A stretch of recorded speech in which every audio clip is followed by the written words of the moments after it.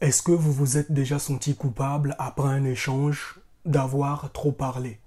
Je m'explique. Après une discussion ou bien juste un échange entre amis, à la fin, vous avez la culpabilité que vous avez beaucoup parlé.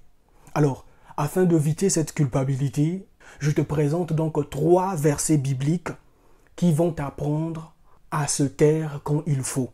Le premier passage se trouve dans Proverbe 10, le verset 19, il est écrit « Celui qui parle beaucoup ne manque pas de péché, mais celui qui retient ses lèvres est un homme prudent. » Le deuxième verset dans Proverbe 18, le verset 21, il est écrit « La mort et la vie se trouvent au pouvoir de la langue. Qui aime la parole mangera son fruit. » Et le troisième et dernier verset se trouve toujours dans Proverbe 14, le verset 3, dans la bouche de l'imbécile fleurit l'orgueil. Les paroles des sages assurent leur protection. Si, après chaque discussion, après chaque échange avec les amis ou bien tes proches, tu avais la culpabilité que tu as beaucoup parlé, alors je te prie de méditer ces versets bibliques qui vont t'apprendre à se taire quand il le faut.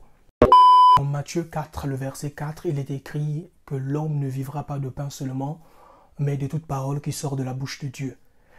Jésus voulait dire au diable que désormais sur la terre, il y a une race d'individus qui a été introduite. Il y a une nouvelle race des humains qui ne vont plus se contenter que de la nourriture, mais ils vont se contenter aussi du jeûne et de la prière.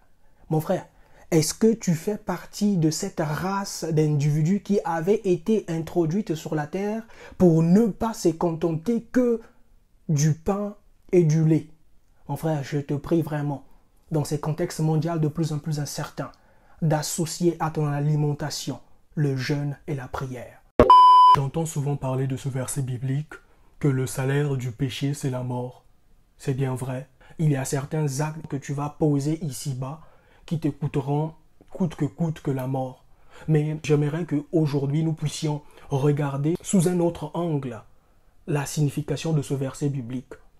Le salaire du péché, c'est la mort. Et la mort dont il est question ici, ça vient du grec « nékros », qui veut dire, je vais citer, « destitué de force ou de pouvoir, inactif ou bien inopérant ». Tu peux dire qu'aujourd'hui, tu es peut-être plus malin. Tu continues toujours à pécher, personne ne te regarde, personne ne t'a pas encore attrapé sur ce que tu fais de mauvais. Et tu penses que non, bon, le salaire du péché c'est la mort, ce n'est pas en allant voler à Sephora ou bien en allant voler à la boulangerie du coin qu'on va m'attraper et puis je vais mourir, on va m'égorger. Non, il n'est pas question ici. Mais la mort que tu vas expérimenter en se comportant, en volant, en faisant ce qui est mal, c'est une mort spirituelle. Qu'est-ce que cela veut dire? Une mort spirituelle, ça veut dire que tu es vivant, tu te promènes, mais tu vas expérimenter, ou bien il y aura une partie, un domaine de ta vie qui sera mort. Ça peut être le côté sentimental. On a des gens ici au niveau carrière, ils sont à leur prime. Mais au niveau sentimental, tout ne marche pas. Ou bien parfois vice-versa. Au niveau sentimental, tout marche, mais au niveau carrière, tu tâtonnes. Il y a quelque chose qui est mort en toi. Et qu'est-ce qui a causé la mort de cette chose-là? Tu vois très bien, si on creuse, c'est le péché. Mais ici, ce n'est pas en fait pour faire une communication de peur, non. Alors, il y a une chose que Dieu nous a donnée, la raison, c'est lorsque tu commets un acte que tu trouves que ça c'est anormal, c'est de revenir vite fait vers Dieu pour lui demander pardon et de continuer à avancer.